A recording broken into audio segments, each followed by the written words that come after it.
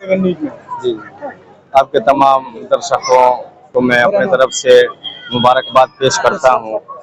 और ये विलादत रसूल अलैहिस्सलातु वस्सलाम के मुबारक मौके पे दुआ है कि तमाम लोग खुश रहें, आबाद रहें और ठीक ठाक रहें, सेहत व आफियत के साथ लंबी ज़िंदगी पाएँ।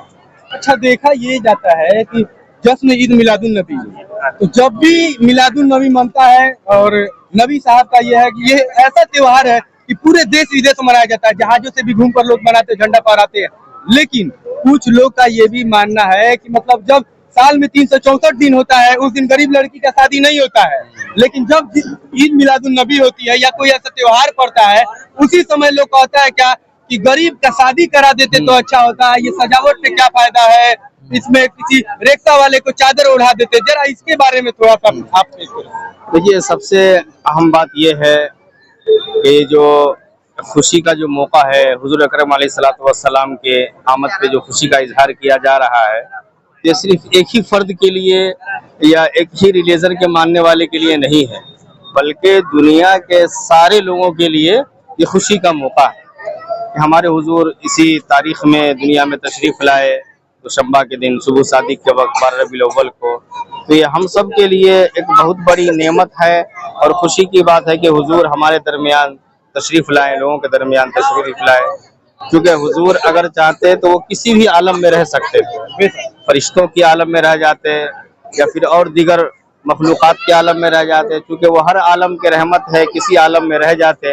ये उनकी मेहरबानी है कि ये आलम पसंद आए, मतलब उनकी पसंदीदा चीज़ों में से ये है कि दुनिया के लोग हमें पसंद हैं, महबूब हैं और सारे लोगों से आप मोहब्बत करने वाले थे, चाहे वो किसी भी मज़हब का आदमी हो, किसी भी रिलीजन का हो, सबसे आप अच्छा वार्तालाप करते थे, खुश मिजाजी और हुस्न अखलाक के साथ हर एक के सामने आप पेश आया करते थे। तो इसलिए एक फ़र्द के लिए खुशी का मौका नहीं है, बल्कि सारे लोगों के लिए है। अब कोई अपना अपना नज़रिया है कि कोई माने या ना माने, अगर कोई नहीं मानेगा तो उसको मार कर तो मनवाना नहीं मारा जाएगा। अब रह गई बात शादी ब्याह की, तो शादी ब्याह के लिए अलग अलग तंजीम भी मुल्क में बनी हुई है और सरकार की तरफ से भी कन्यादान वगैरह, सुकन्या समृद्धि वगैरह, ये तमाम तरह के लोगों के लिए सुविधाएं हैं, उसका भी लोग फ़ायदा उठाते हैं।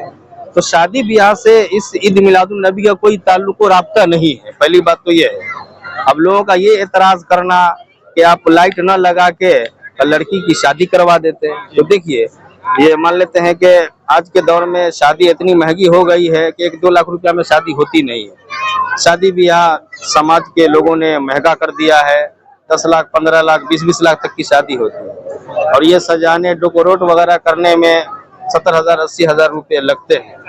तो ऐसा नहीं है कि 70,000 में एक लड़की की शादी हो जाएगी या 1 लाख में शादी हो जाएगी, तो शादी से तो इसका कोई ताल्लुक ही नहीं है। शादी दिन और भी दिन करा सकते हैं और उसके लिए हमारी तंजीम भी है। अल्हम्दुलिल्लाह हमारे पुराना किला के नौजवान और दीगर जो बुजुर्ग लोग हैं, इस बात पे बारहा वो फोकस करते हैं, उनकी कोशिश रहती है और जहाँ भी जिस चीज़ की समाज में ज़रूरत पड़ती है तो ये लोग बढ़ चढ़ के हिस्सा लेते हैं, बल्कि 1-2 नहीं, बल्कि हमारे मस्जिद के कमेटी के जिम्मेदार और दीगर नौजवान मिलके हज़ारों शादियाँ अभी तक गरीबों, मिस्कीन, बेवा बच्चियों की करा चुके हैं और कराते हुए आ रहे हैं। तो पहली बात तो ये हुई कि शादी से उसका कोई ताल्लुक नहीं रहा। ये तो ये हो गया कि जैसे कि हम नहीं मानते हैं तो उसका एक बहाना बना रहा है। बहुत सारे लोग शादी ब्याह में भी बड़े बड़े होटल में वो मैनेज करते हैं कि 10-10 लाख रुपए, 5-5 लाख में होटल बुक करते हैं, फिर शादी ब्याह करते हैं। तो वहाँ पे भी ये एतराज़ कर सकते हैं कि 10 लाख में तुमको होटल बुक करने की क्या जरूरत है, कहीं पे तुम लाख 1.5 लाख में छोटा मोटा होटल बुक करके वहाँ पे तुम शादी कर लेते, जो पैसा बच रहा है उस पैसे से किसी दूसरे गरीब बच्ची की शादी करा देते हैं। तो वहाँ पे ये लोग कहाँ चले जाते हैं एतराज़ करने वाले। आप पेश इमाम है और आप तरावी भी पुराना किला में कई सालों से पढ़ा रहे हैं और बहुत सारे लोग जब भी आते हैं पानी वगैरह पकवाते हैं, उन लोगों का अपना मानना है कि उससे सेहत बेहतर होता है। एक बात आपसे जानना ये चाहेंगे, क्योंकि आप पेश इमाम है, तो पेश इमाम साहब ये जानना चाहेंगे क्योंकि 12 रबी अव्वल कई लोग का कहना है कि वफात का दिन है और कई आदमी का यौम पैदाइश का दिन है मानना है, इस पे थोड़ा सा नजर पेश करें। सबसे अहम बात यह है कि हुजूर अकरम अलैहिस्सलातु वस्सलाम जो इस दुनिया में तशरीफ़ लाए, तो वो अंग्रेजी तारीख के हिसाब से 20 तारीख थी, 20 अप्रैल 571 ईस्वी थी।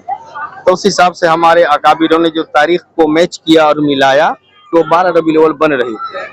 तो यूँ समझ लीजिए कि 100% में से 90% लोगों ने जो अपनी किताबों में लिखा, तारीख की मोतबर किताबों में जिन्होंने कलम बंद किया, तो उन्होंने कहा कि हुजूर की विलादत 12 को हुई है। अब बाज़ लोगों ने कहा कि 8 को हुई है, बाज़ ने कहा कि 9 को हुई है। तो उन तमाम में जब कंपेयर किया गया तो ज़्यादा से ज़्यादा तादाद उन लोगों की है जिन्होंने कहा कि 12 को हुई है आपकी विलादत। तो 12 का एतबार आम तौर पे कर लिया गया। तो हुजूर अकरम अलैहिस्सलातु वस्सलाम 12 को तशरीफ लाए। अब रहा गई बात वफात की, तो वफात की भी तारीख कोई मुतय्यन नहीं है। जिन लोगों ने 12 रबीउल अव्वल को 12 वफात लिखा है तो वो भी काबिले एतबार उतना ज़्यादा नहीं है, उसमें भी इख्तिलाफ है। किसी ने कोई और तारीख लिखी, किसी ने कोई और तारीख लिखी। तो बहरे का तो हमारा नज़रिया तो ये है, बल्कि दुनिया के सारे लोगों का नज़रिया ये है कि पूरी दुनिया में आप जहाँ भी देखेंगे तो वहाँ पे जन्मदिन मनाया जाता है। और जैसे हम जिस मुल्क में रहते हैं उस मुल्क में 2 अक्टूबर को गांधी जी का जन्मदिन मनाया जाता है, तो खुशी का इजहार और छुट्टी वगैरह रखी जाती है। उनका मरम दिन कोई नहीं मनाता है।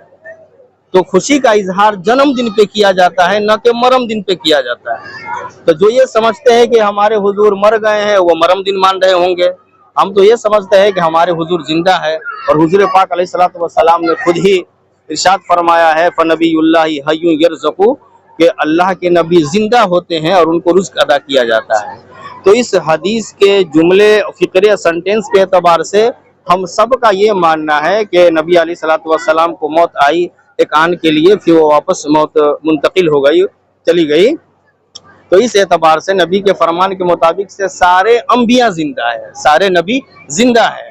तो हम तो उन्हें जिंदा मान रहे हैं, मुर्दा तो हम माने ही नहीं है।